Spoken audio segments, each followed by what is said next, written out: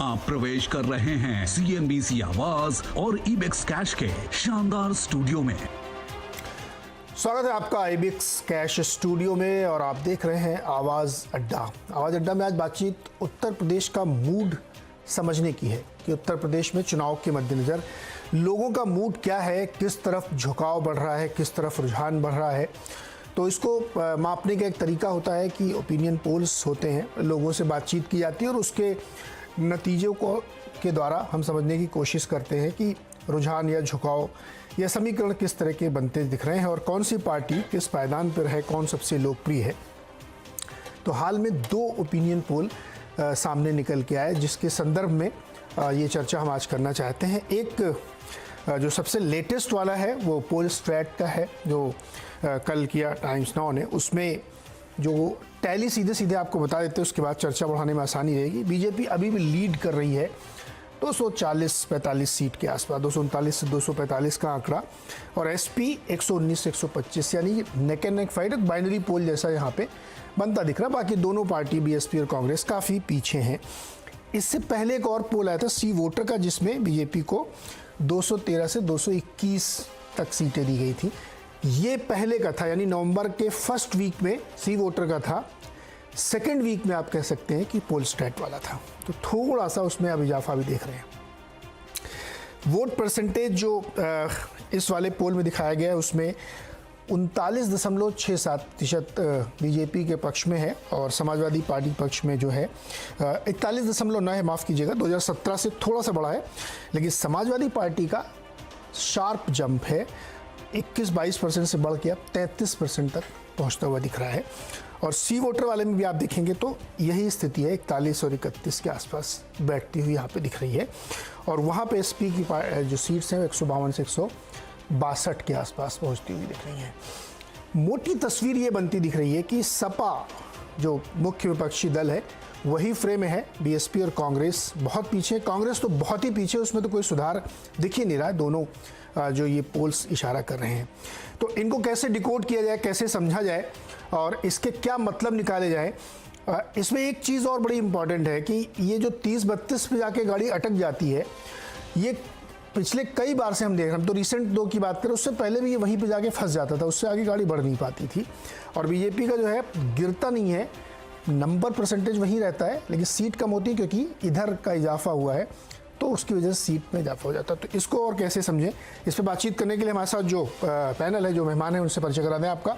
राकेश त्रिपाठी हैं जो उत्तर प्रदेश भारतीय जनता पार्टी की तरफ से उनका पक्ष रखेंगे, उनके राष्ट्रीय प्रवक्ता हैं। प्रोफेसर धर्मेंद्र यादव हैं जो समाजवादी पार्टी की तरफ से उनका व्यू रखेंगे, उनकी बात रखेंगे। और बसपा की तरफ से अप्रत्यक्ष तौर पे या प्रॉक्सी कहूँ मैं तो प्रोफेसर सतीश प्रकाश जी उनकी बात रखेंगे। सीधे तौर पे वो नहीं कह सकता कि वो बसपा से हैं, लेकिन पक्ष उन्हीं का वो ज़्यादातर रखेंगे।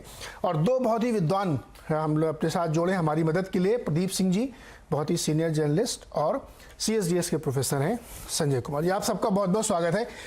मैं इधर से शुरू करना चाहता हूँ एनालिस्ट की तरफ से, पहले उनके आंकड़े ले लूँ, फिर आप लोगों के दावे प्रतिदावे को शुरू करूँगा। प्रदीप जी, ये आंकड़े जो दिखा रहे हैं दोनों ही पोल के, क्या संकेत दे रहे हैं? ये बीजेपी घट रही है धीरे धीरे, ऐसा नहीं? देखिए, ऐसा है कि अभी तो चुनाव में समय है, चुनाव का माहौल गर्म होने में भी समय है। ये बात निश्चित रूप से है कि 2017 की तुलना में ये 2022 का चुनाव मोटे तौर पर बाइपोलर होने जा रहा है। लेकिन जब तक बहुजन समाज पार्टी उत्तर प्रदेश की पॉलिटिक्स में है, पूरी तरह से बाइपोलर होना मुश्किल है। अलग अलग इलाकों की बात कर रहा हूँ, पूरे राज्य के स्तर पर बात नहीं कर रहा हूँ। तो इसलिए बहुजन समाज पार्टी बहुत सी जगहों पर इसको ट्रायंगुलर भी बनाएगी। एक बात दूसरा ये है कि अगर आप देखिए 2014, 17 और 19 3 चुनाव बीजेपी जो जीती है अब तक, और तीनों चुनाव जो है ये पार्टियां हारी। तो बीजेपी ने एक सामाजिक समीकरण बनाया, हम लोग बहुत चर्चा करते हैं, अति पिछड़ा आया, अति दलित आया, इनके साथ वो आया, उनके साथ वो गया, इसकी नाराजगी, इसकी खुशी। लेकिन पिछले 7 साल में नरेंद्र मोदी ने प्रधानमंत्री के तौर पर एक एस्पिरेशनल क्लास बनाया है। जो मैं ये नहीं कहूंगा कि उसने जातीय अस्मिता की राजनीति को भुला दिया है, छोड़ दिया है और जाति की बात नहीं करता, लेकिन वो जब बीजेपी और मोदी की फोटो दिखाई देती है तो वो अपने जीवन में जो परिवर्तन हुए पिछले 7 साल, केंद्र की योजनाएं हो, राज्य की योजनाएं हो, उनका असर उस पर होता है। तो उसी के कारण ये जो वोट मिलता है बीजेपी को, ये जो ये समाज जुड़ा है, उसमें एक बड़ी भूमिका उसकी है। दूसरी बात, 17 से 22 के बीच में, 17 का चुनाव अगर आप याद करें तो समाजवादी पार्टी कांग्रेस और आरएलडी के साथ मिलकर लड़ी थी। इस बार ऐसी उम्मीद है कि शायद फिर आरएलडी साथ होगा। अभी तक औपचारिक गठबंधन नहीं हुआ है, लेकिन दोनों पक्षों ने घोषणा की है। तो सपा ने अपने वोट बैंक में ऐसा बहुत कुछ जोड़ा नहीं है, जिसको कहते हैं टॉप अप। वो जो था कोर वोट, उसमें कोई बहुत ज्यादा जुड़ाव हुआ हो ऐसा दिखाई नहीं दे रहा है। बीजेपी ने कोई बड़ा वोट बैंक खो दिया हो ऐसा दिखाई नहीं दे रहा है। जो 2.5 साल पहले साथ था, वो अचानक इस 2.5 साल में ऐसा क्या हुआ कि पीछे चला जाएगा। 17 में बीजेपी के सामने मुश्किल ये थी कि स्टेट में कोई लीडरशिप नहीं थी। आज बीजेपी की बहुत स्ट्रांग लीडरशिप है उत्तर प्रदेश में। ये कुल मिलाकर जो है स्थिति, जो ये पोल भी दिखा रहे हैं बीजेपी आगे है, मुझे लगता है बीजेपी आगे ही रहेगी। जो ये कारण है, जो सामाजिक समीकरण की बात करें, सरकारी योजनाओं की बात करें, और जो कैंपेनर्स हैं, प्रधानमंत्री नरेंद्र मोदी, अमित शाह गृह मंत्री, योगी आदित्यनाथ मुख्यमंत्री, ये जो गैलेक्सी है स्टार कैंपेनर्स की, जिन्होंने परफॉर्म करके दिखाया है। ऐसा नहीं कि वो वादा करते, बाकी उनके जो विपक्षी हैं वो वादा कर रहे हैं। देखिए, एक बस 15-20 सेकंड और लूंगा। जो एक ट्रेडिशनल वो था पक्ष विपक्ष का, एक समय लंबे समय तक कांग्रेस पार्टी सत्ता की पार्टी थी और बाकी सब विपक्षी दल थे। आज स्थिति देश में यह है कि सभी पार्टियां या तो सत्ता में हैं या रह चुकी। तो वो जो दावा होता था विपक्ष का कि हम आएंगे तो ऐसा करेंगे, वो चला गया। हर पार्टी को मौका मिल चुका है। तो तुलना इस बात से होगी कि जब आपको मौका दिया था हमने, तब आपने क्या किया था, और अब जो वादा कर रहे हैं उस पर कितना भरोसा करें। जी संजय जी, प्रदीप जी कह रहे हैं कि बसपा का अस्तित्व है, लेकिन हर पोल में आप देखिए, और 17 से अब तक देखिए, बहुत इंप्रूवमेंट है नहीं। जो ताज़ा सर्वे बता रहा है, इसमें भी बहुत ज़्यादा इंप्रूवमेंट नहीं हो रहा है, दोनों में ही। ज़्यादातर जगहों पे, ज़्यादातर पोल के, चाहे परसेंटेज के टर्म में देखिए, चाहे सीट के टर्म में देखिए, 1-on-1 ही हो रहा है लगभग चारों क्षेत्रों में भी। अगर आप वहाँ पे देखें, बहुत ज़्यादा इंप्रूवमेंट है नहीं, और कांग्रेस तो बिल्कुल मतलब कोई इंप्रूवमेंट नहीं उसमें, आप कह सकते हैं। तो ये नंबर किस तरह से पढ़ते हैं आप? क्योंकि पिछले, अभी तो मैं 2 की रिसेंट की बात कर रहा हूँ, इससे पहले भी कोई 2 पोल्स आए, तो उसमें भी ये गाड़ी यहीं पे 240 पे अटक गई, ना नीचे जा रही ना ऊपर जा रही, एवरेज अगर आप लेके चलें। और वैसे ही सपा का है कि वो 150-60 के आसपास फंस जाएगी। देखिए नीरज जी, मैं पहले चुनाव किस तरह का होने वाला है यूपी में, या किस ओर बढ़ रहा है, इस पर चर्चा करना चाहूंगा। पार्टियां तो 4 हैं चुनावी मैदान में, इसमें कांग्रेस भी बसपा दोनों शामिल हैं। लेकिन आप ठीक कह रहे हैं, मैं कहता हूं मल्टी कॉर्नर्ड कंटेस्ट में बाइपोलर कंटेस्ट होने वाला है तो मल्टी कॉर्नर्ड, 4 कोने हैं, 4 पार्टियां चुनाव लड़ रही हैं, लेकिन चुनावी मुकाबला सीधे सीधे समाजवादी पार्टी और बीजेपी के बीच में है। अब रही बात पोल्स की, आपने दो नए पोल्स का जिक्र किया, और एक पोल सी वोटर ने पहले भी किया है जी। तस्वीर बहुत साफ दिखाई पड़ती है पोल के नजरिए से। मैं ये नहीं कह रहा हूं कि यूपी के नतीजे क्या होंगे, उसकी तस्वीर बहुत साफ है, उसकी तस्वीर पर भी हम चर्चा कर सकते हैं, लेकिन जो पोल्स, जो ओपिनियन पोल्स जो दिखा रहे हैं, उसकी तस्वीर बहुत साफ है। साफ तस्वीर क्या है? बीजेपी आगे है समाजवादी पार्टी से, और बहुत बड़ी बढ़त बनाई हुई है। तकरीबन अब जो भी आंकड़ा ले लें, 240-250 का आंकड़ा बीजेपी के पास है, समाजवादी पार्टी तकरीबन उसके आधे पर अटकी हुई दिखती है, 110, 115, 120 सीटें। तो मुकाबला, पोल्स ये बता रहे हैं, मुकाबला बीजेपी और समाजवादी पार्टी के बीच में है, लेकिन ये मुकाबला कांटे का मुकाबला नहीं है। इस मुकाबले में बीजेपी समाजवादी पार्टी से कहीं आगे दिखाई पड़ती है। जितने भी अभी तक पोल्स आए हैं, सबने ये इस बात का जिक्र किया है, बल्कि सबने ये नंबर्स दिए हैं कि बीजेपी अपने दम पर आराम से बहुमत लाने की स्थिति में आज दिखाई पड़ती है। नीरज जी, हमें इस बात का ध्यान रखना चाहिए, ये पोल्स आज की स्थिति बताते हैं, ये कभी ये नहीं बता सकता कि जब फरवरी और मार्च में लोग वोट देंगे तो लोग ऐसे ही वोट देंगे। चीजें बदल सकती हैं और चीजें बदल रही हैं। बदल क्या रही है, पोल ये भी बता रहा है कि चीजें बदल रही हैं। अगर आप पहले पोल और दूसरे पोल की तुलना करें, सी वोटर का जो पोल्स है दो, आप देखेंगे कैसे बदल रहा है। बीजेपी का ग्राफ धीरे धीरे नीचे गिर रहा है और समाजवादी पार्टी का ग्राफ ऊपर जा रहा है। बीजेपी जो पहला जो पोल था उसमें बीजेपी की सीटें तकरीबन 240-250, ये सी वोटर का आकलन था। दूसरे में तकरीबन 25-30 सीटें नीचे गिर गई हैं और इसका फायदा समाजवादी पार्टी को मिल रहा है। बीएसपी और कांग्रेस जहां थी वहीं खड़ी दिखाई पड़ती है दोनों पोल्स में। बार बार मैं अपने दर्शकों को बताना चाह रहा हूं, ये आज की स्थिति बता रहा है। फरवरी में जब चुनाव होंगे, जब वोट पड़ेंगे, उस समय क्या स्थिति होगी, ये पोल्स ये नहीं बताते कि ये जो गिरावट बीजेपी की दिखाई पड़ रही है ये जारी रहेगी पोल तक। समाजवादी पार्टी जो अपनी का जो ग्राफ ऊपर जा रहा है, उनका जो बढ़ता हुआ ग्राफ है, क्या वो ग्राफ सचमुच फरवरी तक बढ़ता ही रहेगा या कुछ जिगजैग होगा या उनके ग्राफ में नीचे गिरावट आएगी? तो पोल्स ये नहीं बताते, लेकिन हाँ, संकेत बहुत साफ है। अगर इन पोल्स को देखें, कम से कम सी वोटर के आंकड़े, संकेत बहुत साफ है।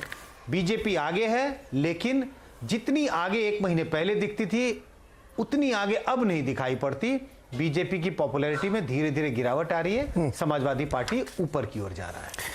जी, अब मैं राजनीतिक मित्रों की तरफ चलता हूं। अच्छा, इसमें एक इसी पोल का एक और हिस्सा है। देखिए, पॉपुलैरिटी का भी एक बड़ा, मतलब पोल के नतीजे भी एक बड़ी डिफरेंट पिकुलियर कहानी बताते हैं। योगी आदित्यनाथ जी 41.4% के साथ पहली पसंद में खड़े हैं। अखिलेश यादव जी 31.7% के साथ दूसरे पायदान पे हैं। तकरीबन 10% का गैप है इसमें।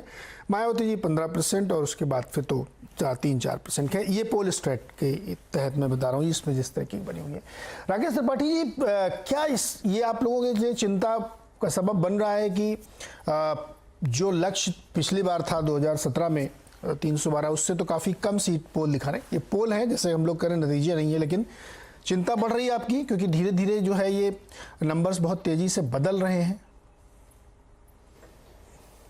नहीं, बिल्कुल हम चिंतित नहीं हैं। हम आश्वस्त हैं अपनी मेहनत के आधार पर, अपनी उपलब्धियों के आधार पर, अपने सरकार के कामकाज के आधार पर, अपने संगठन तंत्र के आधार पर। मुझे लगता है जब ओपिनियन पोल और एग्जिट पोल पर हम बात कर रहे हैं तो हमें कुछ और पॉइंट्स जो मेरी अपनी राजनीतिक समझ के आधार पर बनते हैं, मैं उसको आपके साथ जरूर साझा करूंगा। ओपिनियन पोल में जिस पार्टी को सिंगल लार्जेस्ट पार्टी दिखाया जाता रहा है, अब तक के ट्रेंड्स में मैंने देखा है, आप मेरी बात से सहमत असहमत हो सकते हैं, लेकिन ओपिनियन पोल में जो पार्टी सिंगल लार्जेस्ट पार्टी होती है, एग्जिट पोल जब आते हैं, मतदान के दिन का जो सर्वे होता है, वो हमेशा उस पार्टी को उसकी बढ़त और बढ़ा करके आता है। और जब परिणाम आते हैं तो पिछले 5 चुनावों के परिणामों में मैं कह सकता हूं, विशेष तौर पर अगर 2017 के विधानसभा चुनाव को देखें तो ओपिनियन पोल में भारतीय जनता पार्टी को 150 से 160 सीटें मिल रही थी। जब एग्जिट पोल हुए हैं चुनाव के दिन के सर्वे, तो उस दिन 250 सीटों के आसपास में भारतीय जनता पार्टी को मिल रही थी, और जब परिणाम आए तो भारतीय जनता पार्टी ने सबको चौंकाते हुए 325 सीटें लेकर के आई। ये सी वोटर के सर्वे के आधार पर मैं कह रहा हूं, इसलिए मैं पूरे विश्वास के साथ कह रहा हूं कि ये ओपिनियन पोल है, और ओपिनियन पोल में आज हमको भारतीय जनता पार्टी को 230, 240, 250 सीटों तक देख रहे हैं। जब ये मतदान के दिन का सर्वे होगा तो ये 300 होगा, और जब परिणाम निकल करके सामने आएंगे तो ये 350 होंगे। हमें ऐसा पूरा विश्वास है। जितनी सेफरोलॉजी मैंने देखी है, जितना मैंने अपने अनुभव से समझा है, उसके आधार पर मैं इस निष्कर्ष पर पहुंचता हूं। मैं 2 बातें और कहूंगा। भारतीय जनता पार्टी के अगर आप वोटिंग परसेंटेज को देखें तो 2014 में 42% वोट हमने उत्तर प्रदेश में प्राप्त किए थे। 2019 में 49.6% वोट हमने प्राप्त किए हैं, यानी 7% वोट लगभग हम बढ़ाने में कामयाब हुए। हमें पूरा भरोसा है कि हम 60% इस बार वोट का जो टारगेट लेकर चल रहे हैं, उस 60% वोट के आसपास अगर हम पहुंचते हैं तो भारतीय जनता पार्टी 350 सीट के रिकॉर्ड को पार करेगी और उत्तर प्रदेश में एक ऐसा नया रिकॉर्ड गढ़ देगी जिस रिकॉर्ड को तोड़ पाना बाकी किसी राजनीतिक दल के लिए केवल स्वप्न जैसा होगा। और ये बात जब मैं कह रहा हूं तो इसके पीछे आधार है।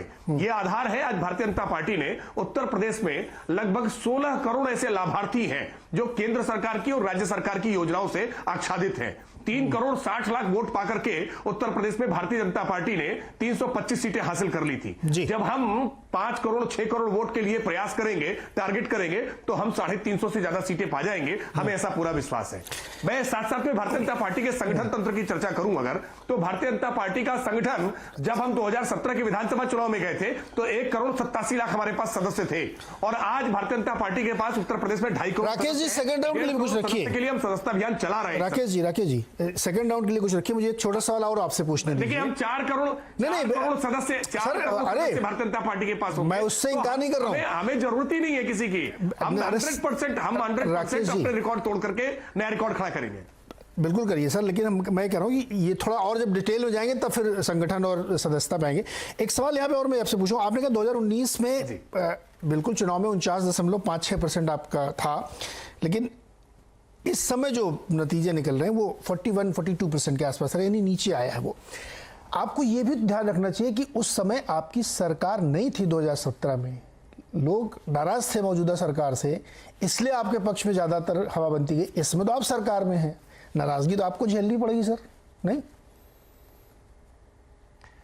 देखिए, 2017 के चुनाव के पहले आपको ध्यान में होगा कि 2016 में नोटबंदी हुई थी और बड़ा एक प्रोपेगेंडा क्रिएट किया गया था कि केंद्र सरकार से लोग नाराज हैं, नरेंद्र मोदी जी की सरकार के नाराजगी का खामियाजा उत्तर प्रदेश के चुनाव में भुगतना पड़ेगा। 5 राज्यों की विधानसभा चुनाव में भारतीय जनता पार्टी ने इस पूरे आकलन को गलत साबित कर दिया था और भारतीय जनता पार्टी ने उत्तर प्रदेश में एक रिकॉर्ड कायम करने का काम किया था। देखिए, केंद्र सरकार के प्रति भी लोगों की नाराजगी ऐसे ही कही जा रही थी जैसी आज उत्तर प्रदेश के प्रति नाराजगी कही जा रही है, लेकिन ना नाराजगी केंद्र सरकार के प्रति थी, ना नाराजगी उत्तर प्रदेश सरकार के प्रति है, बल्कि लोगों का विश्वास बढ़ा है। आज हमने जिस तरह से डिलीवर करने का काम किया है, आप कहेंगे तो मैं अगले सेगमेंट में आपको उपलब्धियां बताऊंगा, कौन सी हमारी उपलब्धियां हैं जिनके आधार पर हम ये दावा कर रहे हैं कि भारतीय जनता पार्टी इस बार अपने भी रिकॉर्ड को तोड़ करके एक नया रिकॉर्ड गढ़ने जा रही है। जी, professor Dharmendra Yadav ji, sir Samajwadi party poles में जो ओपिनियन पोल है, ये नतीजे नहीं, इस पे प्रदर्शन आपका बेहतर हो रहा है, लेकिन जो मुझे एक चिंता दिख रही है कि वो 30-31% वोट के आसपास अटक रही है गाड़ी, और उस गाड़ी को अगर आप सीट में ट्रांसलेट करें, मैं एकदम हायर साइड लेके चलता हूं तब भी 160 से ऊपर नहीं जाती गाड़ी, फंस जा रहा है। ये मतलब ये पिछले 3-4 पोल्स की हम बता रहे हैं, आज के नहीं कि रिसेंट वाला, तो गाड़ी तो अटक जाती है सर, फायदा तो बहुत हुआ नहीं। देखिए नीरज जी, ये ओपिनियन पोल है, जैसे ओपिनियन पोल में आपने बताया था, और इस बार आपने देखा कि उसमें चेंज बताया गया है। सी वोटर का ओपिनियन पोल है, बाकी एक एबीपी का है मेरे ख्याल से, पोल स्ट्रेट, ये टाइम्स नाउ का। देखिए, इसमें मैं बताऊं कि जो हमारा डेटा सेट है, वो डेटा सेट, क्योंकि डाइवर्सिटी बहुत ज्यादा उत्तर प्रदेश में, और खासकर मैंने जो पिछले 3-4 चुनाव को देखा है, उसमें आप जो 18 से 25 साल के वोटर हैं, उस पर कोई पैटर्न आप नहीं लगा सकते। वो अलग तरह के वोटर हैं और वो बहुत ही ज्यादा डिसाइडिंग फैक्टर में आ जाते हैं। इसीलिए किसी भी पॉलिटिकल पंडित के द्वारा इस पिछले 4 चुनाव को देखा, और अब ये जो आने वाला विधानसभा चुनाव है, इन सब में मतलब अक्सर आपने देखा होगा, चाहे वेस्ट बंगाल का चुनाव ले लो, आप बिहार का चुनाव ले लो, पूरी तरह से गलत साबित हो जाते हैं ये सारे एग्जिट पोल। जो जमीनी हकीकत है, आप जमीनी हकीकत में अगर आप सर्वे कराइए, आप विधानसभा वाइज जाइए, अगर देखिए तो समाजवादी पार्टी का ग्राफ पूरी तरह से बढ़ा हुआ है। भारतीय जनता पार्टी एक मान के चलिए पिछली बार 80% थी, अब वो 40 के भी नीचे है। ये मैं आपको बता दे रहा हूँ, पूर्वी उत्तर प्रदेश से लेकर पश्चिमी उत्तर प्रदेश तक का मैं तकरीबन 10 विधानसभा में खुद गया हूँ। हस्तिनापुर विधानसभा हो गया आपका, गढ़मुक्तेश्वर विधानसभा हो गई, अम्बेडकर नगर में टांडा हो गया, आपका जलालपुर हो गया, मतलब अम्बेडकर नगर की 5 सीटें बता रहा हूँ। 5 सीटों में एक भी सीट भारतीय जनता पार्टी जीतने की स्थिति में नहीं है। उसका कारण क्या है? जो डिलीवरी की बात कर रहे थे राकेश त्रिपाठी जी, डिलीवरी के मामले आप मुझे बता दीजिए कि कोई बोले कि हम 10 विश्वविद्यालय बनाएंगे और एक भी विश्वविद्यालय ना बनाए तो डिलीवरी कहा जाएगा। अगर कोई बोले हम 14 दिन में किसानों की गन्ना का भुगतान कर देंगे और ना कर पाए 5 साल में, तो ये डिलीवरी कहा जाएगा। अगर कंस्ट्रक्शन या फिर इंफ्रास्ट्रक्चर में हम बात करें, जिस हाईवे के 302 किलोमीटर के हाईवे को हम लोगों ने 22 महीने में बनवा के डिलीवर कर दिया जनता के लिए, ये एक भी हाईवे नहीं बना पाए पूरी तरह से जिसका लैंड एक्विजिशन खुद किया हो, यानी कि शिलान्यास भी किया, उद्घाटन भी किया हो, तो 341 किलोमीटर नहीं बना पाए। तो आज आदमी इस बात को समझ रहा है। जैसे इसमें मैं जातिवाद करूं, दलितों के साथ करूं, दलितों को स्कॉलरशिप देने की बात कही इन्होंने, स्कॉलरशिप देने के बाद वो दूर गए हैं। उन्होंने क्या करा, जो 0 फीस पे एडमिशन होते थे प्राइवेट कॉलेज में, जो हायर एजुकेशन में खासकर, वो 0 फीस में एडमिशन बंद कर दिया। जिनके घर का बच्चा पैसे के अभाव में एडमिशन नहीं ले पाया है, वो क्या इनको वोट देगा? पिछली बार इनको वोट दे दिया था, क्योंकि इनके पास जो बातें थी, वादे थे, उसके हिसाब से आदमी दे दिया था। जिन किसानों का गन्ना भुगतान नहीं हुआ, इस बात को नहीं समझ रहे हैं। जिन किसानों के ऊपर टायर से गाड़ियां चढ़ा दी गई हैं, क्या उस विधानसभा में, उस जिले में, उस क्षेत्र में इस बात को लोग नहीं जानते हैं? क्या ऐसा तो है नहीं कि हेडलाइन मैनेजमेंट करने सारा चीजें ढक दी जाएंगी?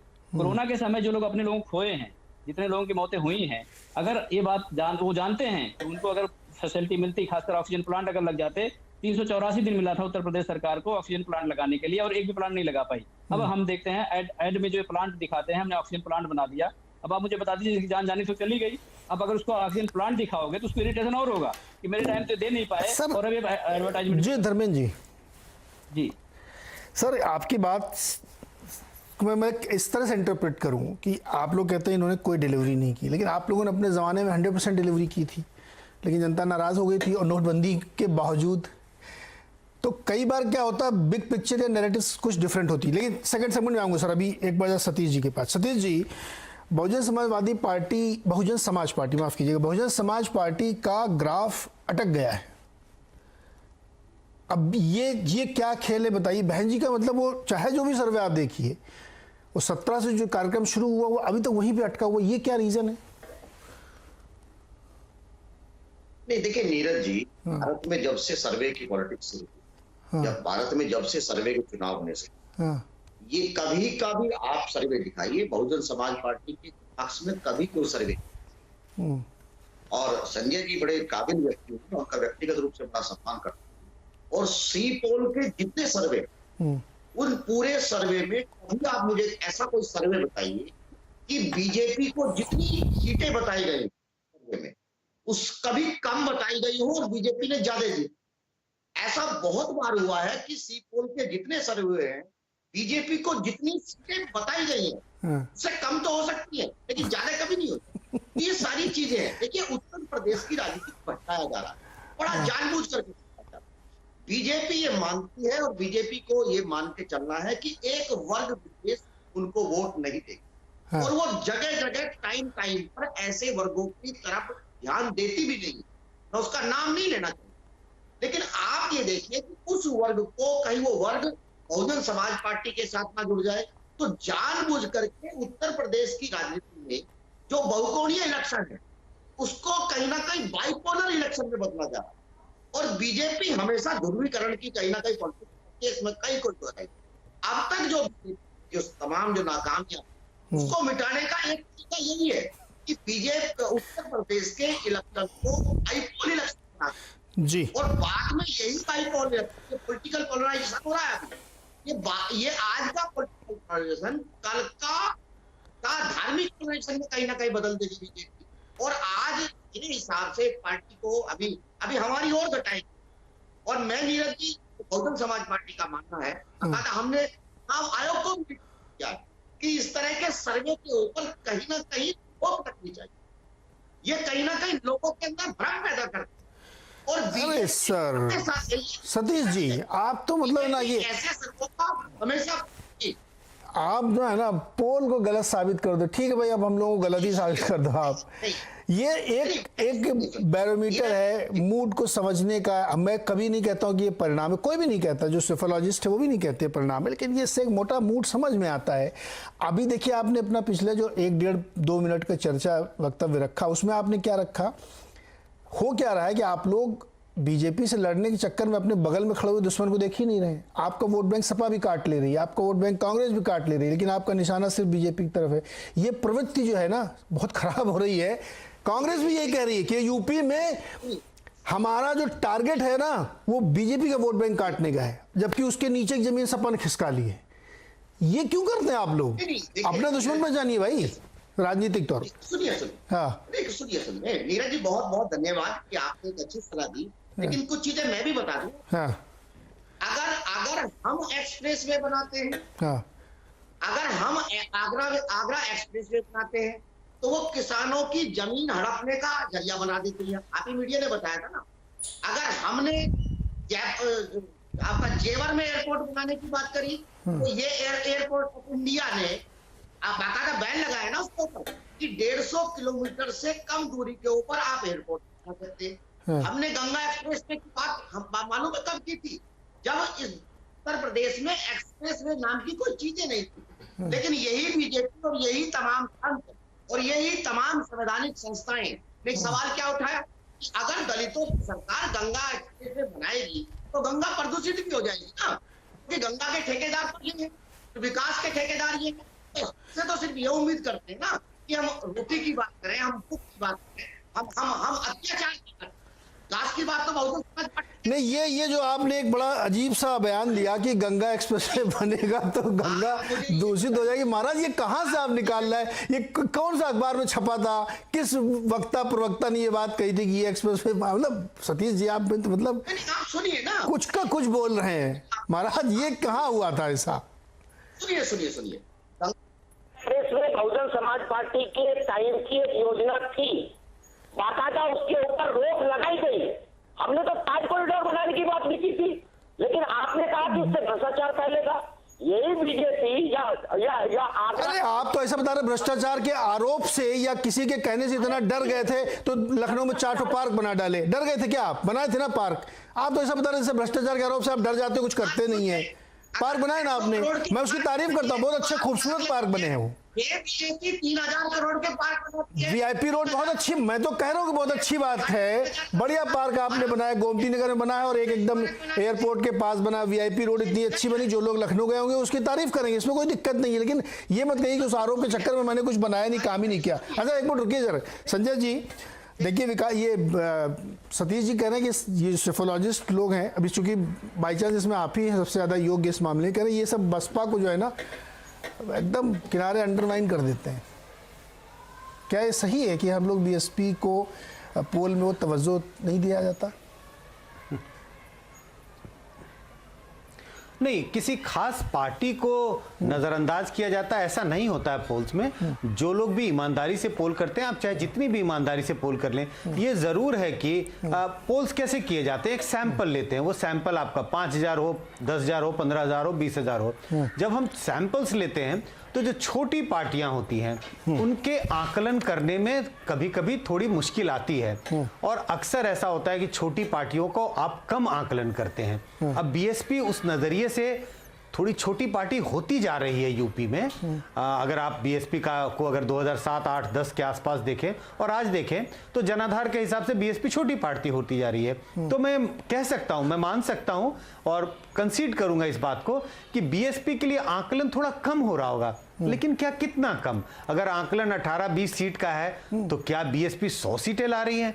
इतना कम नहीं होता है आकलन। इतना कम अगर आकलन हुआ तब तो पूरा का पूरा ओपिनियन पोल ही गड़बड़ है। हाँ, कुछ आकलन बीएसपी के बारे में, चूंकि एक छोटी पार्टी का रूप ले चुकी है अब यूपी में, इसी के लिए कम होता है। और दूसरी वजह एक और भी है बीएसपी के बारे में खासकर, कि बीएसपी के वोटर जो हैं, जो बहुत मुखर वोटर नहीं है। अगर आपने ओपिनियन पोल जो ज्यादातर लोग करते हैं, शहरों में अगर ज्यादातर कर लिया, ग्रामीण इलाकों की हिस्सेदारी नहीं हुई ओपिनियन पोल में, और बीएसपी का ज्यादा जनाधार ग्रामीण इलाकों में है, तो थोड़ा अंडर एस्टिमेशन बीएसपी का होने की गुंजाइश है। और मैं ये कहूंगा कि पहले भी कई बार ऐसा हुआ है, लेकिन इतना अंडर एस्टिमेशन नहीं है कि बीएसपी चुनाव जीत रही है।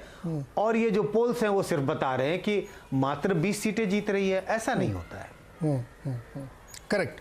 तो ये बात तो खैर उसमें लिखी भी जाती है, हर पोल में लिखा रहता है प्लस माइनस, कोई 2%, कोई 3%, कोई 4% लेता है। Satish ji, margin of error लिखा जाता है उसमें, मतलब लिखिश भी नहीं है। अरे ह्यूमन एरर कहीं भी हो सकती है, तो ऐसा अंधकार नहीं सर। इसलिए मैंने कहा ये क्लैरिफाई करा दूं। संजय जी सबसे योग्य व्यक्ति हैं इस मामले में, तो हम लोग ऐसा नहीं कि किसी सर्वे में एकदम नज़रअंदाज कर दिया जाए।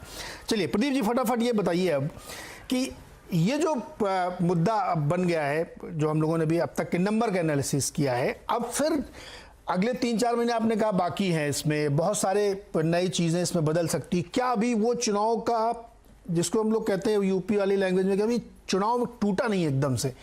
जब भयंकर तरीके से मोदी जी की सभाएं होंगी, अखिलेश यादव जी की रैलियां होंगी, मायावती जी की, तो वो फिर एक नई तस्वीर उभरेगी। कितना बदलाव आप उसमें देखेंगे और क्या कोर फैक्टर होगा? अच्छा, एक बड़ी ज़रूरी बात, इस पोल में वो बोको हरम और वो ISIS वाला मुद्दा शामिल नहीं, क्योंकि उसके बाद हुआ था ये। जी देखिए नीरज जी, ऐसा है कि चुनाव में 3-4 महीने पहले जो भी पार्टियां हैं, उस चूंकि उत्तर प्रदेश की बात कर रहे हैं तो चारों पार्टियों की बात करें, उनका जो कोर वोट है उसमें कोई बदलाव नहीं आता। जब तक कि कोई बहुत बड़ा ब्लंडर ना हो जाए, कुछ ऐसा ना कर दे पार्टी की जो है, लोग एकदम से नाराज हो जाए, तब तक कोर वोट में चेंज नहीं आता। वो जो फ्लोटिंग वोट होता है वो उसमें परिवर्तन, इसी को लुभाने के लिए जो चुनाव प्रचार होता है उसमें बड़ी भूमिका इसी वोटर को लुभाने की होती है। तो वो अब आप देखिए तो दो तरह से व्यवहार करता है। एक हमने लंबे समय तक देखा अरसा जो है एंटी एस्टेब्लिशमेंट वोट का, एंटी इनकम्बेंसी का। उसके बाद एक दौर आया प्रो इनकम्बेंसी का। अब मिला जुला आता है। अगर सरकार के काम से लोग संतुष्ट हैं और पूरी तरह संतुष्ट नहीं भी हैं, लगता है कि सही दिशा में चल रही है, तो दोबारा मौका देते हैं। लेकिन अगर संतुष्ट नहीं है और देखते हैं कि विकल्प भी नहीं है, तो भी मौका देते हैं। और कई बार ऐसी स्थिति आती है कि विकल्प ना हो तो जनता अपने से विकल्प चुन लेती है। वो तब होता है जब ये मन में आ जाता है कि कुछ भी हो जाए, हम काले चोर को सत्ता सौंप देंगे लेकिन इनको हटाना है। तो मुझे उत्तर प्रदेश में इस तरह का माहौल तो नहीं नजर आता कि इस तरह का माहौल बन गया। एक बात। दूसरी बात, 2019 का चुनाव आप देखिए, उत्तर प्रदेश में विपक्षी एकता की दृष्टि से, सामाजिक समीकरण की दृष्टि से उससे बड़ा गठबंधन नहीं हो सकता। जब सपा, बसपा और आरएलडी तीनों साथ थे। आरएलडी और बसपा का सपा के साथ वेस्टर्न यूपी में होने का मतलब है कि क्लीन स्वीप होना चाहिए था, जो हमको दिखाई नहीं दिया। 2019 के चुनाव में कोई ये नहीं कह रहा था कि बीजेपी को 25, 27, 28, 30 से ज्यादा मिलेगी, और नतीजा मालूम है क्या हुआ। और ये बात नहीं है कि वो लोकसभा का चुनाव था, मोदी के लिए वोट था। आप याद कीजिए 2018 से बीजेपी किस हालत में थी। 3 राज्य हार चुकी थी। करेक्ट। उसके बाद गुजरात में बड़ी मुश्किल से जीती थी। ऐसा लग रहा था कि प्रधानमंत्री नरेंद्र मोदी की जो लोकप्रियता है उसमें कमी आ रही है। बीजेपी में ही T20 क्लब बन गया कि 220 के आसपास सीटें आएंगी, इससे ज्यादा नहीं आएंगी। विपक्षी एकता, विपक्ष जो है तैयारी कर रहा था सरकार बनाने की। उस माहौल में आप देखिए 300 पार कर गई बीजेपी। तो जो बात सेफोलॉजी में हमने देखी है, वो आप 2007 का चुनाव देखिए, 2012 का देखिए और 2017 का। तीनों चुनाव में 2007 में किसी ओपिनियन पोल ने नहीं कहा कि बसपा की पूर्ण बहुमत की सरकार बन भी सकती है, सिंगल लार्जेस्ट पार्टी। 2012 में सपा के लिए किसी ने नहीं कहा, सिंगल लार्जेस्ट पार्टी। इसी तरह से 2017 में बीजेपी के लिए था कि सिंगल लार्जेस्ट पार्टी होगी, बाकी सबसे आगे। तो ओपिनियन पोल में मैं ये नहीं कहता हूं कि ओपिनियन पोल जो है वो गलत है, फर्जी है, या उनको जानबूझकर ऐसा बनाया जाता है। लोग रिस्पॉन्ड कैसे करते हैं। एक्चुअली यूपी सर थोड़ा सा डिफिकल्ट स्टेट भी है, ये बात सही है कि यूपी थोड़ा सा डिफिकल्ट स्टेट है इस लिहाज से कि बहुत बड़ा है और अलग अलग इलाकों में जाइए तो अलग अलग माइंड गेजिंग में दिक्कत होती है। लोगों का दिमाग पढ़ना ही, तो पढ़ के फिर आपको जवाब लिखना है उसमें, वो एक बड़ा टिपिकल काम है। तो यूपी में ये बात आप सही कह रहे हैं कि बड़ी मुश्किल। 2019 में तो सर आपने बड़ी चीज़ चर्चा छेड़ी, बड़ी बड़ी थ्योरीज चलने लगी थी, पता नहीं क्या क्या। अब उसको इस समय चर्चा करना ठीक नहीं, मुझे एक छोटा सा ब्रेक लेना है। लेकिन 2019 पे जिस तरीके से हुआ, फिर 2000 से पहले 17 में जिस तरीके से हुआ था, क्या वो रिपीट होने की स्थिति है, या फिर जो ये पोल दिखा रहे हैं उनको भली कितनी आलोचना करें, स्थिति लगभग ऐसी ही बात तक रह सकती है। इस पर एक बात करेंगे और साथ ही दोनों जो हमारे सपा और भाजपा वाले लोग हैं उनसे पूछेंगे कि एक यूएसपी बताइए जिसको आप सेल करेंगे दमदारी के साथ। छोटे से ब्रेक के बाद लौटते हैं।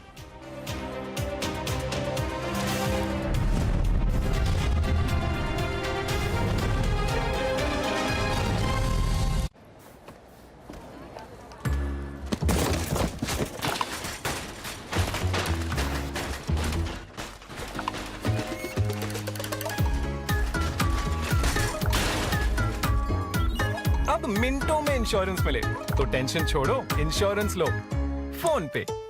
प्रॉपर्टी बाजार में आप कमाएं शानदार मुनाफा, इसलिए एक्सपर्ट्स की टीम के साथ मैं बताता हूं प्रॉपर्टी बाजार से जुड़ी हर मुनाफे की बात। देखिए मेरे साथ property Guru.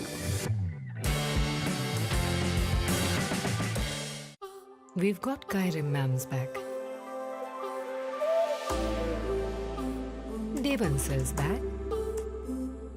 Rosabella Mam's back. Adrian Sir's back. Lalrin Sangha Sir's back. And the backs of hundreds of teachers in Meghalaya by taking teaching online to thousands of students, so that learning never stops. Lenovo, we've got your back. Manju ji, CNBC आवाज देखने से आपकी life में क्या बदलाव आया है? बस मुनाफा ही होता है CNBC आवाज देखने से। अब बचत ही नहीं, कमाई भी कर लेती हूँ। CNBC आवाज, आपके मुनाफे की बात।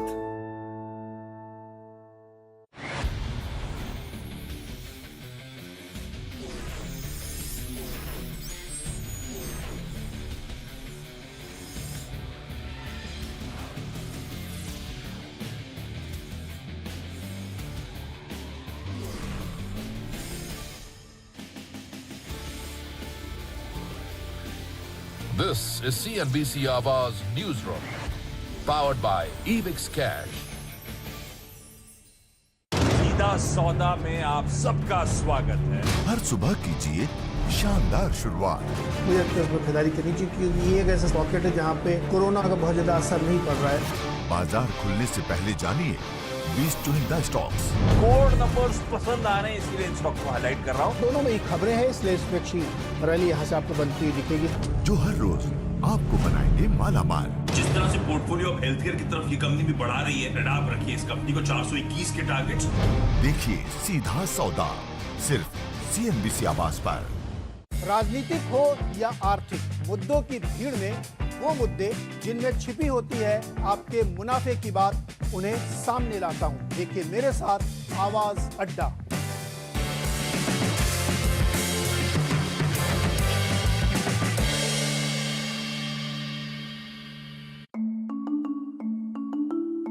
मंजू जी, CNBC आवाज देखने से आपकी लाइफ में क्या बदलाव आया है? बस मुनाफा ही होता है CNBC आवाज देखने से। अब बचत ही नहीं, कमाई भी कर लेती हूँ। CNBC आवाज, आपके मुनाफे की बात। इन डेप्थ एनालिसिस के साथ हर रोज मैं बताता हूँ किन कंपनीज में आपके लिए मुनाफे की बात। देखिए मेरे साथ नो योर कंपनी।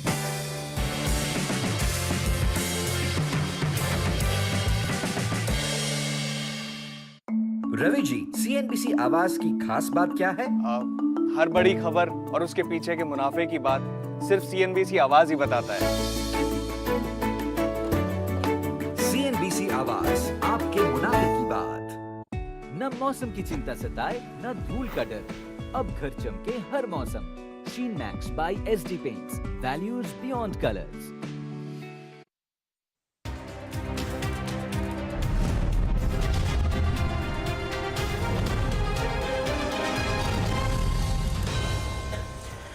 स्वागत है एक बार फिर से आपका आवाज अड्डा में, और आप देख रहे हैं उत्तर प्रदेश में चुनाव का मूड क्या है। और दो रिसेंट के जो पोल सर्वे हैं, ओपिनियन पोल, उसमें दिख रहा है कि बीजेपी बहुत ही मतलब स्पष्ट बहुमत, बड़े बहुमत के साथ सरकार बना रही है, लेकिन पिछले बार की तुलना में सीटें घट रही हैं। और समाजवादी पार्टी की टैली बहुत तेजी से ऊपर जा रही, लेकिन उस मैजिक फिगर से अभी भी बहुत नीचे है। मैंने कहा था कि ब्रेक से पहले राकेश त्रिपाठी जी और धर्मेंद्र जी से पूछूंगा कि एक या दो चीज, सर उसको बहुत डिटेल मत करिएगा, एक दो चीज मोटे तौर पे मुझे ये बताइए, दर्शकों को ये बताइए, उत्तर प्रदेश जनता को बताइए कि ये आपका सबसे बड़ा काम है जिसके दम पर आपको दोबारा वोट करना चाहिए। त्रिपाठी जी बताइए आप।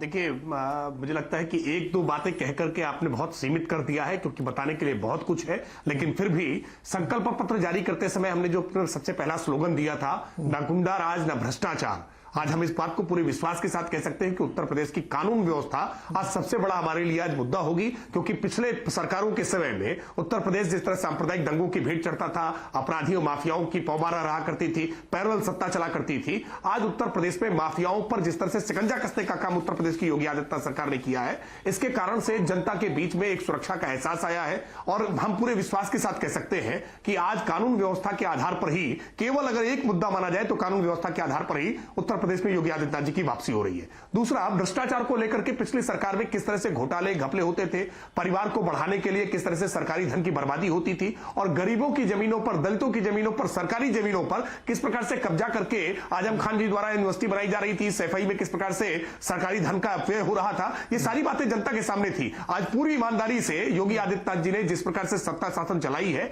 कि जो जनता का पैसा है, जनता की गाड़ी कमाई है, एक एक पैसे का हमने पारदर्शिता के साथ हिसाब किया है। ई टेंडरिंग की व्यवस्था करके, ई फाइलिंग की व्यवस्था करके हमने एक पारदर्शी सरकार चलाई है। तो न गुंडाराज न भ्रष्टाचार अपने स्लोगन को हमने साकार करने का काम किया है। और साथ साथ बिजली की एक ऐसी व्यवस्था है जो आज आमूलचूल परिवर्तन उत्तर प्रदेश की जनता देख रही है। वरना नीरज जी, आपको ध्यान में होगा कि उत्तर प्रदेश में एक स्लोगन चलता था, आज दिन की पाली है, आज रात की पाली है। तो रात को बिजली आती थी या दिन को बिजली आती थी, 8 घंटे 10 घंटे बिजली बमुश्किल मिलती थी।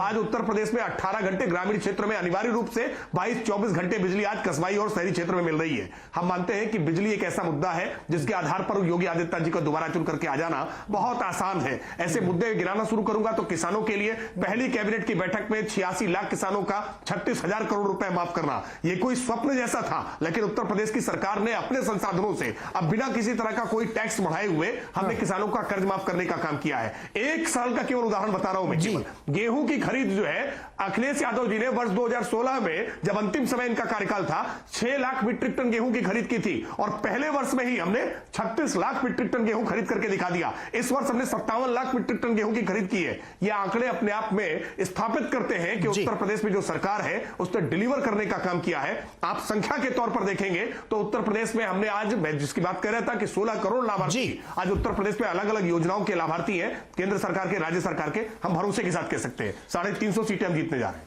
तो 3 मुद्दे आपने कहे, भयमुक्त सरकार, भयमुक्त समाज और किसानों के लिए खरीदारी खूब की है और बिजली आपने सुचारित कर दी। धर्मेंद्र जी बताइए, आपका क्या यूएसपी है, किसके आधार पर आप वोट मांग रहे हैं?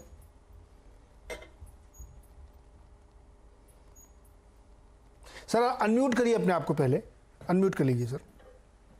जी नीरज जी, आवाज आ रही है? हाँ आ रही, अब आ रही, बोलिए। मैं कह रहा हूँ आपने रिस्ट्रिक्शन लगाई थी कि भाई 2 चीजें आप बताइए और भारतीय जनता पार्टी के साथी ने पूरा भाषण पढ़ दिया। तीन भारतीय जनता पार्टी के जी। अच्छा आप 3 जल्दी से बताएं सर, इसलिए समय कम है ना, फिर दूसरों की बात नहीं हो पाएगी। 3 बता दीजिए आप। समाजवादी पार्टी सामाजिक न्याय के लिए हमेशा से काम करती रही है और काम करती रहेगी। वो चाहे दलितों का मुद्दा हो, चाहे किसानों का मुद्दा हो, चाहे नौजवानों का मुद्दा हो, चाहे गरीबों का हो, चाहे शोषितों का हो, चाहे वंचितों का हो, चाहे मजदूरों का हो या आदिवासियों का हो। इस मुद्दे पर हम डटकर काम करते थे और इससे ज्यादा डटकर काम करते रहेंगे। अगला मुद्दा हमारा विकास का है। विकास के मामले में भारतीय जनता पार्टी कहीं भी खड़े होकर डिबेट कर ले, हमसे बात कर ले। अगर इसका 10% काम भारतीय जनता पार्टी की हो तो उस बात को हम मानेंगे। अगली बात है महंगाई। जिस तरह से महंगाई लोगों की जिंदगी को अस्त व्यस्त कर दिया है, किसानों की हालत ऐसी हो गई है कि वो जो आप बिजली की बात कर रहे हैं, इन्होंने आज तक कोई पावर स्टेशन नहीं बनाया लेकिन बिजली देने का काम ये लगातार कर रहे हैं। तो इनके झूठ को उत्तर प्रदेश की जनता बहुत भली भांति जानती है। किसानों की जो सिंचाई थी समाजवादी पार्टी सरकार में माफ की गई थी और वो आज किसान याद कर रहे हैं। आज सिंचाई के नाम पर किसानों के मोटर को जब्त कर लेते हैं बिजली विभाग के कर्मचारी। इस तरह से बेलगाम है बिजली विभाग के कर्मचारी। तो किसानों के हित के लिए जो भी करना होगा। क्यों जब्त कर लेते हैं? क्यों जब्त कर लेते हैं? जब्त इसलिए कर लेते हैं कि वो कह रहे हैं कि आपका बढ़ा हुआ बिल आ रहा है। अब उनको बढ़ा हुआ बिल कॉमर्शियल में कर दिया, वो डोमेस्टिक में था फिर कॉमर्शियल में कर दिया। अब किसान आय तो उसकी है नहीं, जो उसकी आय है नहीं, लागत पता चला 4 गुना बढ़ गई। डीएपी खाद में 5 किलो की चोरी कर लिया, अब बता रहे 45 किलो का खाद है। खाद नहीं मिल रही, आदमी की जान चली जा रही लाइन में। अब आदमी अपनी जान बचाए कि बढ़ा हुआ बिजली का बिल दे, कि अपना मोटर बचाए, कि अपने जानवरों को चारा दे, आखिर करे क्या करे? किसान वही है, उसके पास आमदनी का जरिया है नहीं। तो सरकार को चाहिए जो हमारे अर्थव्यवस्था की बैकबोन है किसान, खेती, उसको बचाने के लिए इन्होंने क्या किया वो बता दें। किसानों के ऊपर टायर चढ़ा दिया, टायर के नीचे कुचल दिया। गन्ना भुगतान की जो बात कर रहे हैं, मुख्यमंत्री इनके गृह मंत्री जी ने कहा था कि 14 दिन के भीतर हम किसानों को गन्ना भुगतान पूरा कर देंगे। आज भी 12,500 करोड़ रुपए का गन्ना बकाया है। शामली में बकाया है, मुजफ्फरनगर में बकाया है और बाकी और मिलों में बकाया है। तो ये जो अपनी बात कहते हैं उसमें सुनते नहीं है। इसके अलावा महंगाई में सरसों का तेल आप मुझे बताइए कितने रुपए लीटर मिलता है? 250 रुपए लीटर, 265 रुपए लीटर सरसों का तेल मिल रहा है। ये बोलते हैं पेट्रोल का दाम इसलिए बढ़ गया क्योंकि अंतरराष्ट्रीय बाजार में ज्यादा कीमत है। आज ये बता दें कि क्रूड ऑयल की कीमत कितनी है? क्रूड ऑयल की कीमत आज भी 2014 से कम है, लेकिन पेट्रोल की कीमत और डीजल की कीमत बढ़ गई है। तो ये जो लोगों की जरूरतों की चीजें थी उस पर कम कर सकते हैं। महंगाई की मार को पेट्रोल और डीजल में ये कम से कम 35 रुपया कम कर सकते हैं, लेकिन ये हवाई जहाज के ईंधन को कम करते हैं। 35 कहाँ से कम कर देंगे सर? आप भी ना इकोनॉमिक्स की कमर तोड़ देंगे क्या आप? एकदम कैसे कम कर देंगे 35 रुपए? आप मुझे बताइए क्रूड ऑयल कितना है इस समय? अरे महाराज क्रूड ऑयल 52 रुपया की, रुकिए 52 रुपया लीटर 2014 में क्रूड ऑयल मिल रहा था।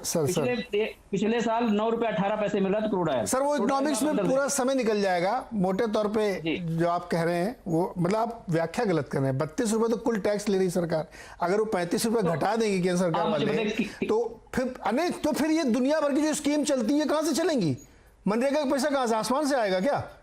टैक्स से तो पैसा आता है सर। बहुत अच्छा, बहुत अच्छा, बहुत अरे अच्छा। वो नहीं कम कर सकते ना, आप समझो ना, ये कह सकते हैं कि रेशनलाइज करें, उतना बढ़ा के जो लगा रखा है उसको कम करें, ये सही है, लेकिन 35 रुपए कम नहीं कर सकते। जी नीरज जी, मुझे मनरेगा का मेरे पास आंकड़ा है, मनरेगा का जो बजट है 22 राज्यों में नेगेटिव है सर। सुनिए ना, तो उसमें है नहीं। हाँ, मैं ये कह रहा हूँ कि जो भी राज्य सरकार या केंद्र सरकार टैक्स वसूलती है वो वापस किसी न किसी योजना में खर्च करती है। ये आपकी प्रायोरिटी है कि आप टॉयलेट बना रहे हैं, घर बना रहे हैं, या कहीं पे आप पार्टी कर रहे हैं, ये सरकारों का अपना प्रोग्रेटिव, उस पर आप उसकी आलोचना करिए, लेकिन टैक्स जीरो कर देंगे तो फिर कैसे काम चलेगा। लेकिन ठीक है, आपका व्यू पॉइंट है। मुझे किसानों के लिए अगर हम सिंचाई बिजली का बिल माफ कर दे, सिंचाई का सर, कॉमर्शियल का। धर्मेंद्र जी, मेरा इस पर डिसएग्रीमेंट है। कोई मुझे कितना भी कुछ भी कह दे, मैं फ्री की पॉलिटिक्स के सख्त खिलाफ हूं। 22 घंटे बिजली आएगी तो बिजली का बिल आएगा बढ़ के। पहले 4 घंटे आती तो कम बिजली का बिल आता था, 22 घंटे आई तो बढ़ के आएगा। फ्री में हर चीज दे दो, हर चीज फ्री में दे दो। फ्री में कहां से दे दोगे? हम ही आप तो मिलकर सरकार बनाते हैं सर। आप फ्री में बिजली उनको दोगे, उसके बाद मेरे ऊपर आप टैक्स लगाओगे। मैं मध्यवर्गीय हूं, मेरी सैलरी मिलती है तो आप मेरी टैक्स काट लो। ऐसा थोड़ी होता है। नहीं, फ्री पॉलिटिक्स नहीं सर, ये केजरीवाल मॉडल मत चलाइए। फ्री का मैं एकदम सख्त विरोधी हूं। हर चीज फ्री में देने की बात मत करिए। 30 सेकंड दीजिए। अगर आप 4 घंटे बिजली दे रहे हैं, 4 घंटे बिजली दे रहे हैं और आप मान लो 50 यूनिट खर्चा कर रहे हैं, तो 50 यूनिट का रेट लगेगा आपको। अगर 24 घंटे दे रहे हैं तो उसे प्रोपोर्शन में बढ़ जाएगा। आपका रेट तो बिजली का उतना ही लग रहा है ना, इसमें दिक्कत क्या है? तो फिर आप इस बात को कैसे इससे जस्टिफाई कर सकते हैं? अरे भाई, जब पहले बिजली नहीं आती तो बिजली बिल कम आता था। अब बिजली ज्यादा आप कंज्यूम भी कर रहे हैं ना सर, हम लोग भी कंज्यूम ज्यादा कर रहे हैं बिजली। तरह तरह के इक्विपमेंट है, गांव में भी टीवी, फ्रिज, एसी चलने लगे हैं। मैं भी वहीं रहने वाला, मुझे पता नहीं क्या कि लोगों ने अपनी सुविधा की है ना, तो अच्छी बात है, इसमें कोई बुरी बात नहीं है। तो बिजली बिल ज्यादा आएगा, कंजम्पशन बढ़ेगा तो आएगा, और महंगी भी होगी थोड़ी बिजली, थोड़ी बिजली महंगी भी होगी। उसको कोई उत्तर प्रदेश की सरकार, कोई भारत सरकार नहीं रोक सकती। कोयला महंगा होगा तो बिजली महंगी होगी। डिस्कॉम का उठा के पढ़ लीजिए सर। फ्री की पॉलिटिक्स के इसलिए मैं कर रहा हूँ, किसी दिन अलग चर्चा कर लीजिएगा। आप लोग अपनी बौद्धिक चर्चाओं में आप खुद ही कहते होंगे कि फ्री वाला बंद करो भाई, सरकार के ऊपर इतना बोझ पड़ता। लेकिन संजय कुमार जी, आपके पास आता हूँ, समय निकला जा रहा है एकदम, और सतीश जी के पास भी जाना है। ये जो तमाम चर्चाएं चल रही, इसमें एक चर्चा छूट जाएगी, इसलिए मैं कह रहा हूँ पोल के नाम से, मुस्लिम फैक्टर बड़ा महत्वपूर्ण है यूपी में। किस करवट बैठने वाला है संजय जी ये? देखिए, किस करवट बैठेगा इसकी भविष्यवाणी करना तो बड़ा मुश्किल है, लेकिन हाँ, भविष्यवाणी कुछ इस अंदाज से किया जा सकता है कि अगर हम पिछले कई चुनाव को देखें तो मुस्लिम मतदाता एक तरह से समाजवादी पार्टी के साथ गोलबंद होते रहे हैं। कोई वजह नहीं है कि इस चुनाव में, आने वाले चुनाव में वो समाजवादी पार्टी को वोट ना करें। कुछ मुस्लिम वोट बट करके कांग्रेस की तरफ जा सकता है, कुछ बीएसपी की तरफ जा सकता है, लेकिन एक मुश्त वोट, जो कहते हैं कि एन ब्लॉक वोट, मुस्लिम वोट समाजवादी पार्टी के साथ ही रहेगा। अगर समाजवादी के पार्टी के साथ तकरीबन से 55 से 65% मुस्लिम वोट मिला तो समझिए इसको हम एक तरह से कह सकते हैं कि मुस्लिमों ने एक तरह से गोलबंद होकर के समाजवादी पार्टी के लिए वोट किया। इसकी गुंजाइश मुझे बहुत साफ दिखाई पड़ रही है। तो संजय जी, यही वजह है कि एसपी का वोट परसेंट बढ़ रहा है, क्योंकि बसपा का घट रहा है थोड़ा सा, तो उधर से भी निकला होगा। कांग्रेस में तो कोई इजाफा ही नहीं हो रहा, 5-6% पड़ा बढ़ने हाँ। अगर ये पोल्स ये बता रहे हैं कि समाजवादी पार्टी का वोट शेयर ऊपर जा रहा है, हाँ। तो उसकी सिर्फ एकमात्र वजह ये नहीं है कि मुस्लिम गोलबंद हो रहे हैं समाजवादी पार्टी के साथ। मुस्लिम तो समाजवादी पार्टी के साथ पहले भी गोलबंद रहे हैं। अगर 2017 का चुनाव की बात करें या 2019 के चुनाव की बात करें, इन चुनाव में भी मुस्लिम मतदाता गोलबंद रहे समाजवादी पार्टी के साथ। लेकिन समाजवादी पार्टी का वोटों का आकलन अगर ऊपर जा रहा है, जो ये पोल बता रहे हैं, तो और समुदाय के वोटर भी उनकी तरफ आ रहे हैं। मुझे लगता है कि लोअर ओबीसी समुदाय के वोटर जिन्होंने बीजेपी के लिए बढ़ चढ़ कर वोट किया 2017, 2019 और इवन 2014 में, उनमें भी कुछ एक तरह से बैकवर्ड मूवमेंट हो रहा है। वो बीजेपी का साथ छोड़ करके समाजवादी पार्टी के साथ आएंगे। तो समाजवादी पार्टी को अलग अलग समुदाय से, मुस्लिमों का भी हो सकता है 2-4% ज्यादा वोट मिले, लेकिन दूसरे समुदाय के वोटरों का भी रुझान समाजवादी पार्टी की तरफ बढ़ता हुआ दिख रहा है। यही वजह है समाजवादी पार्टी का वोट ऊपर जाता हुआ दिख रहा है। संजय जी, बहुत ब्रीफली, सबसे बड़ा मुद्दा आपकी नजर में क्या है?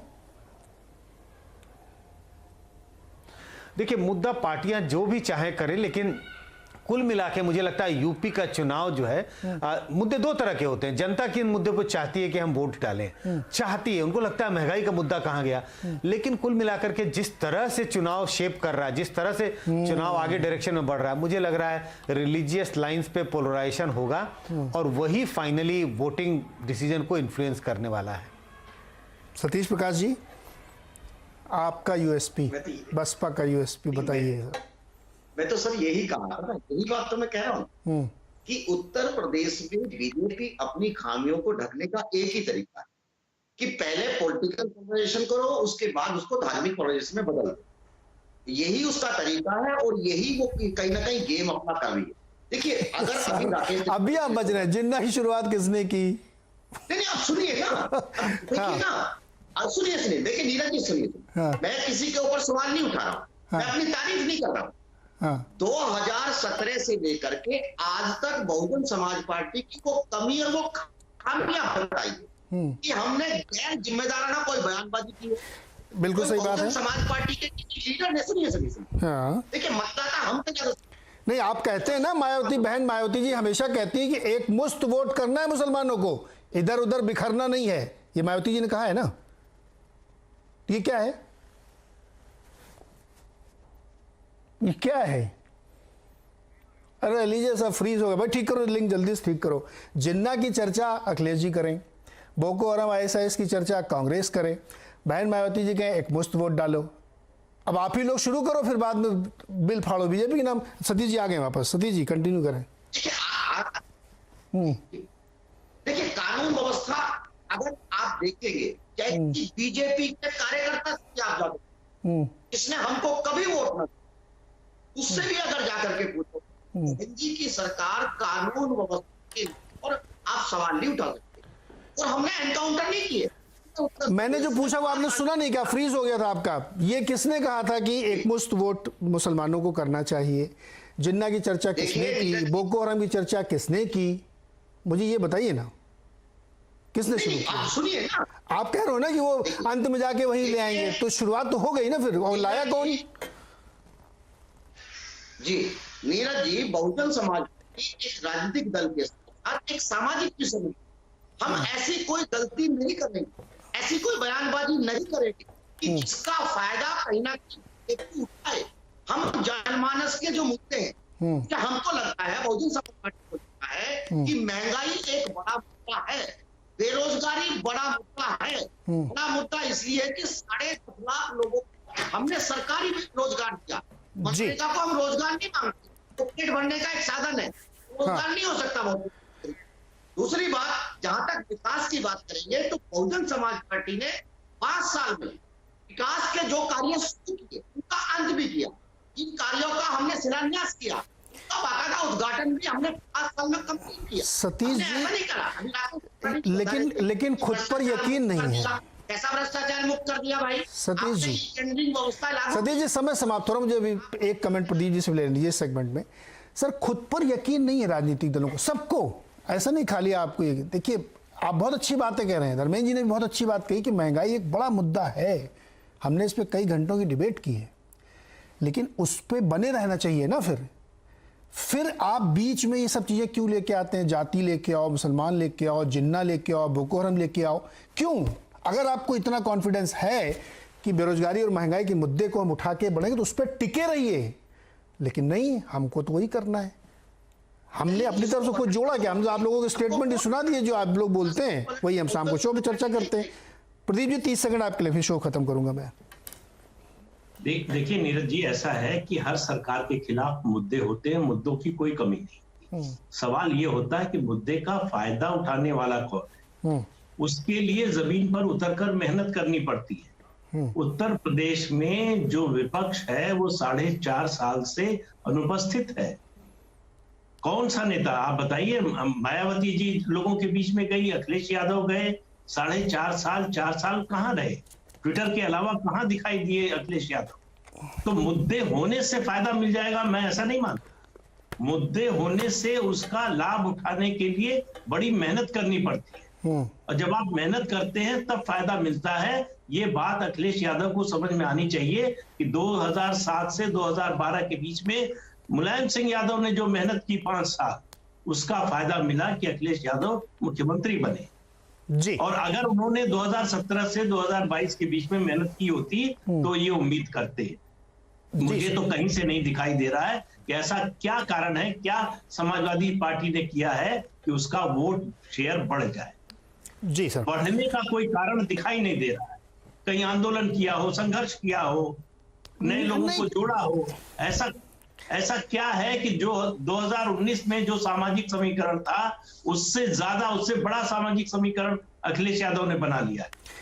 तो मुझे जो है अफसोस ये है कि जब सरकार के पर नकेल तब कसती है जब विपक्ष जो है मजबूत हो, तैयारी के साथ, संघर्ष की भावना से जमीन पर उतरे लोग। कई बार सर क्या होता है कि सत्ता में अगर आप होते 5 साल तो कई बार लोगों को वैसे भी थोड़ी सी एंटी इनकम्बेंसी कई इश्यूज पे आ जाती है, कई चीज़ों पे आप अपना व्यू परसेप्शन बना लेते हैं, तो उसकी वजह से थोड़ा बहुत होता है। लेकिन ये सब ओपिनियन पोल्स हैं, नतीजे नहीं। अभी कई और ऐसे पोल्स आएंगे जिस पर हम चर्चा करेंगे। लेकिन जो महत्वपूर्ण है इस पोल के जो डेटा एनालिटिक्स बताते हैं कि बीजेपी 240 का एक रफ एवरेज फिगर लीजिए वहाँ पे खड़ी है और समाजवादी पार्टी 130, 135, 140 पे खड़ी है, जो बहुत बड़ा गैप है। सरकार बनाने के लिए ज़रूरी बहुमत से बहुत ऊपर का बहुमत बीजेपी के पास अभी भी है। डिबेट शायद हम लोग इस पे ज़्यादा फोकस कर रहे हैं कि वो 312 से ऊपर क्यों नहीं जा रहे हैं, परफॉर्मेंस वहाँ से ऊपर जानी चाहिए या लगभग उस पर होनी चाहिए।